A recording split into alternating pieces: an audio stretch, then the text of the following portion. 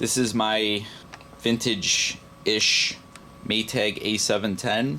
I just got this on a trade-in. Not really a trade-in per se, but like kind of a haul away. It just kind of ran through my door. This washer is in really, really nice condition, and I'm really surprised that somebody would have got rid of it. Although I'm not surprised by anything anymore. Probably somebody got rid of this because it looked too old or whatever, and they didn't really realize what a good washer this is. This washer does have quite a few features for being an older version. It does have 4 water levels. It has multiple agitate and spin speeds. It's got hot wash with a warm rinse, hot cold, warm cold, and cold cold. And then you have your kind of basic cycles. You have your soak, regular, permanent press stuff. So it's a pretty basic machine, but this was a relatively well-equipped machine back in its day. It has this really nice turquoise, I believe this is called a power fin agitator. I'm not really sure. If any of you guys could correct me or confirm, let me know in the comments. I'm pretty sure that's called a power fin. It also does have a manual clean lint filter, which I forgot to clean out between the last loads.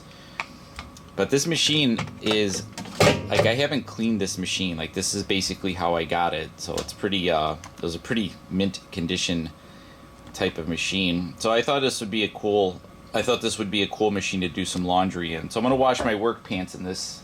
And so guys, I bought a building a while ago, like a year ago, and I just started working on it within the last 6 months. I had a lot of like other things to do to it before I could actually start like the renovation. I'll try and put a picture of it in the video so you guys see. It's really cool. It's like it was built in like 1924, and it was a Marshall. It was called the Marshall Drug Building back in the day, and it had a pharmacy on the first floor, and the second floor was all like doctors and dentists' offices and stuff like that. So it's really cool. One of like the really awesome features about this building is that the upstairs, I was told that the last tenant moved out in like 1962, and then the upstairs stayed vacant ever since. So it was basically empty for like 60 years. So when you walk up there, it's like a total time capsule. It's absolutely original in every foreseeable way. It really is amazing. I mean, there's just so many like 12-inch baseboards and oak doors, and even like the toilets and stuff are original to the building, like 1924. They got the tank that's mounted on the wall, and it's really, really cool. I feel like privileged to own this place. So I started working on the downstairs first, because downstairs is commercial storefronts. I started refinishing the floors and doing all sorts of construction work, and now, because if you see on my pants, I'm starting to plaster. Plastering is really difficult, and so I really have a newfound respect for all you drywall finishers. It doesn't look like it's difficult, but like in practice, it's extremely, extremely difficult to do a good job. I've been working on one section of wall for probably the past week, trying to skim coat it, and it is absolutely difficult. Like, it is really, really hard to do. Like, so all you drywallers out there, you guys aren't getting paid enough for what you do. It's a really difficult work to do, and I tip my hat to you. So anyways, this is like drywall plaster, so this should come off relatively easy. So I'm not expecting this to be here when I finish my load of laundry. And then I have like the basic little bit of extra dirt on the knees, because the building is like kind of a construction site. You can see this is like a knee. This is like, I don't know, some sort of dirt, and then more plaster. This yellow is parking lot paint. That's from a long time ago, and that won't come off. So these are all like really, this one's a big splotch of paint, or not paint, I'm sorry, just plaster.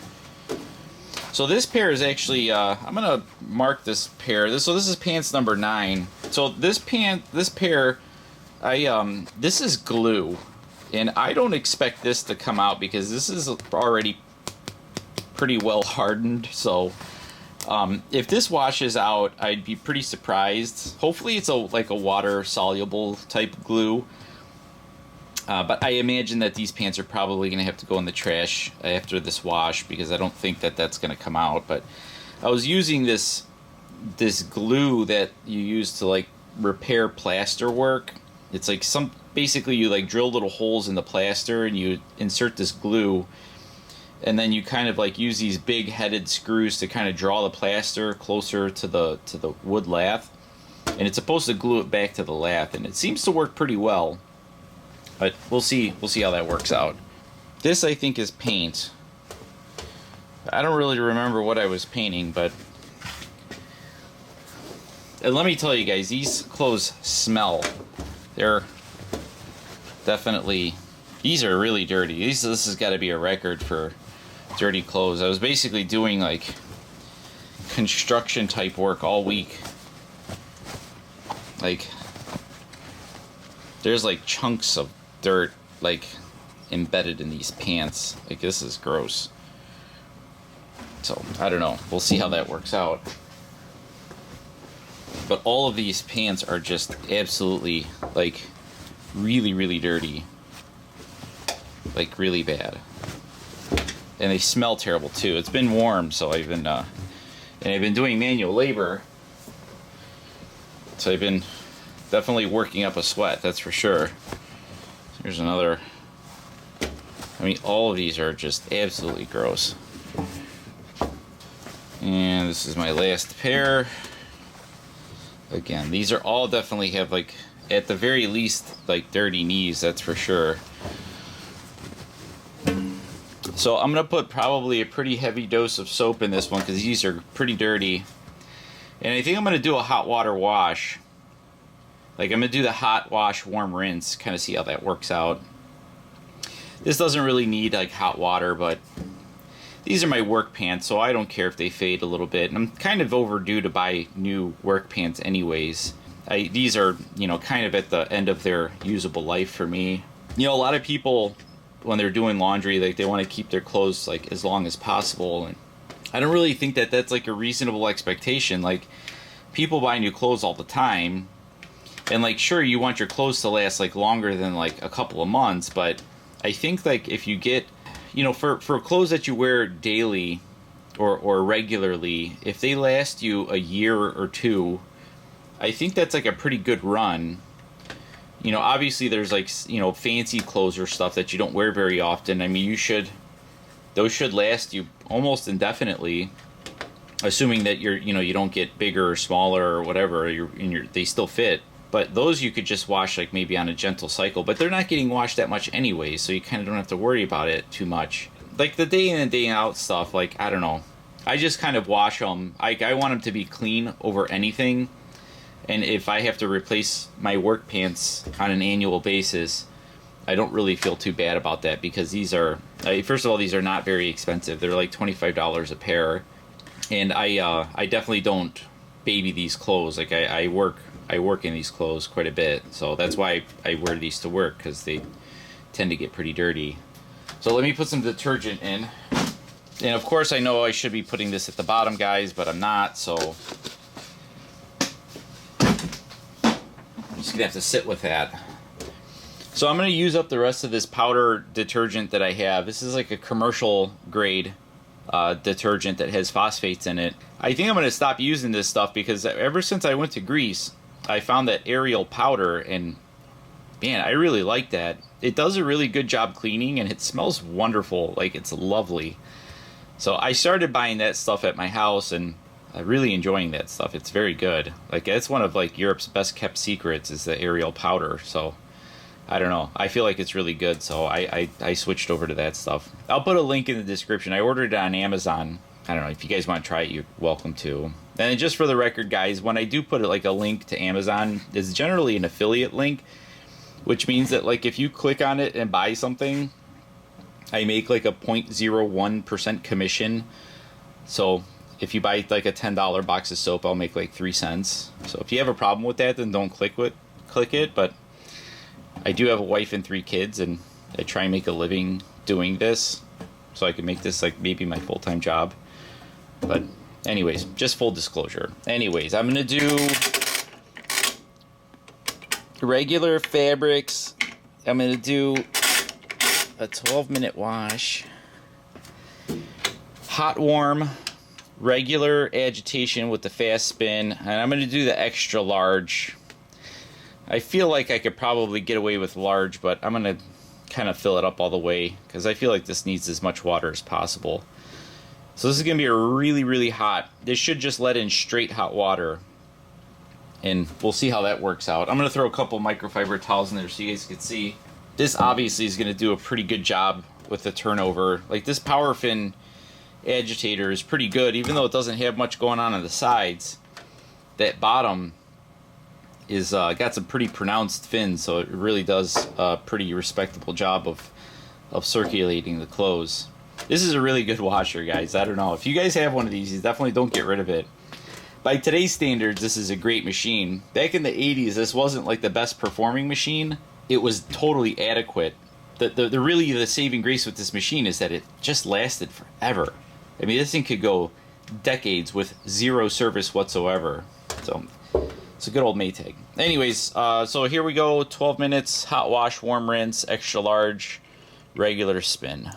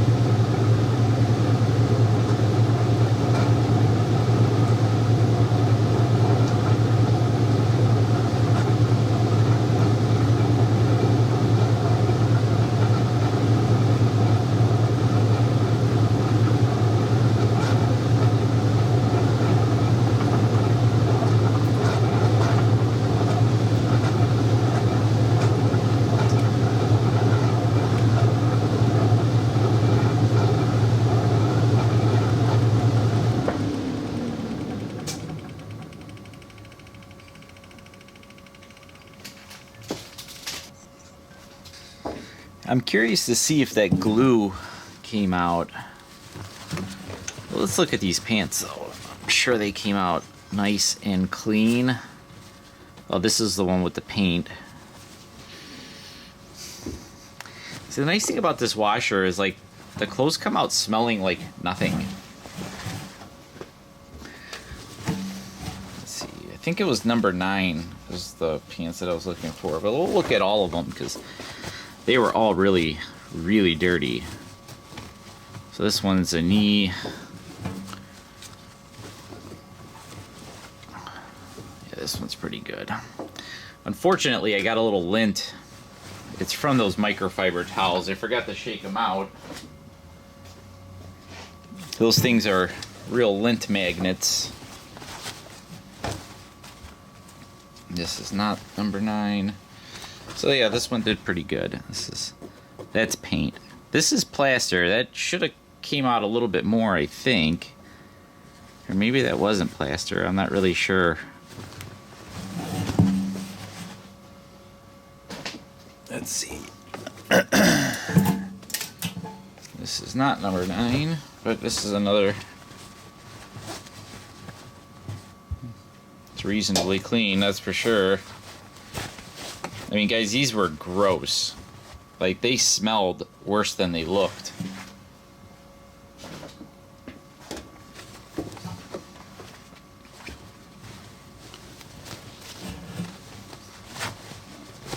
This was the one with the parking lot paint on it.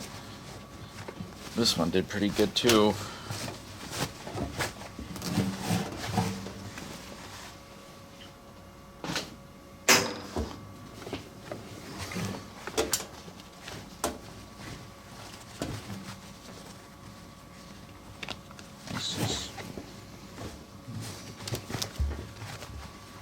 This is like another one. Pretty clean. Oh, these gotta be. Oh, this has gotta be the one with the glue.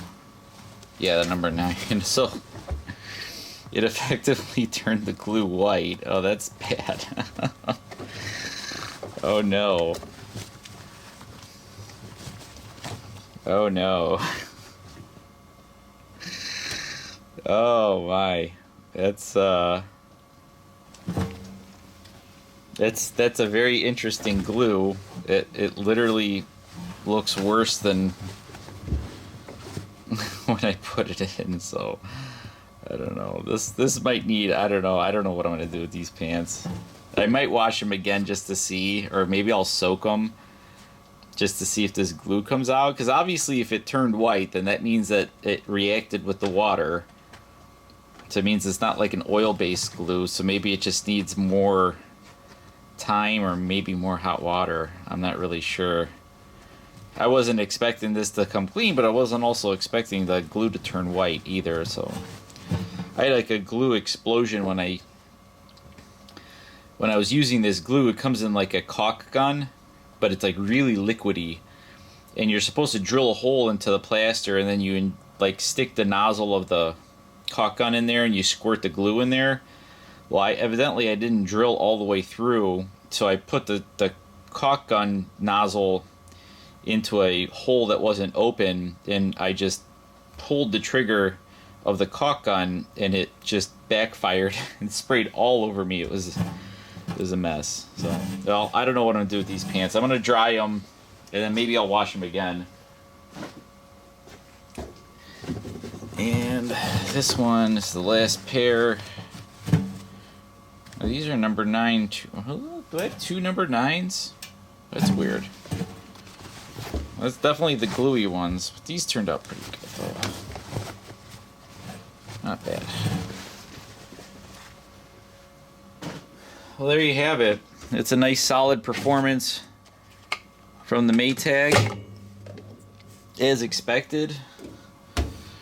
I'm going to do a few more loads with this. I have a small load of whites in my shirts. And then I'll probably figure out what I'm going to do with this machine. Thanks for watching.